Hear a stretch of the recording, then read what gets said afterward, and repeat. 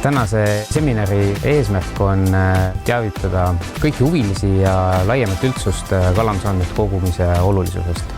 Ja eesmärk ei ole mitte ainult tutvustada seda laiemale üldsusele ja kaluritele, vaid tegelikult ka teistele teadlastele, ehk et tekiks selline ühine arusaamisruum, missuguseid projekte üldse parasjagu läbi viiakse.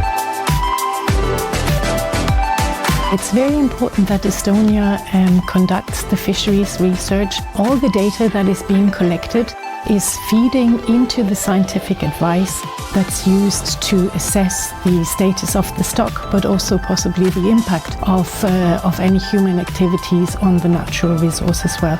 The fish stocks are managed under the Common Fisheries Policy, and this is a science-based policy. So that means that the decisions are based on the best scientific knowledge and best scientific advice, and therefore it needs good, reliable, accurate and up-to-date data. And all the member states are contributing to this.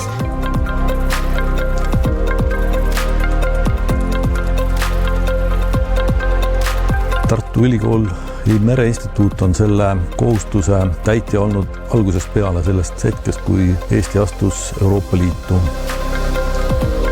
Ja kuigi kalavarusid uuriti ka enne, siis tegelikult kõik koos uurides, kuna meil kalavarud on ju Euroopa Liidus ühised, siis see annab kindlasti parema tulemuse. Selle töö eesmärgiks ongi see, et kalavarud oleksid võimalikult heal tasemel majandatud, et meie saagid ei väheneks, et seda kala, mida me täna püüame, saaksime ka järgnevatel aastatel sama palju püüda.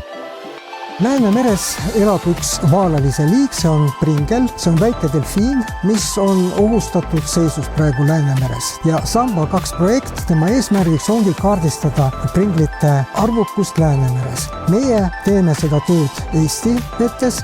Me kasutame selleks 10 poijaama. Nendes poijaamades me detekteerime pringlite nendele iseloomuliku kajasignaali ja selle kajasignaali järgi me siis saame määrata, kui tihti esineb pringel meie vetes.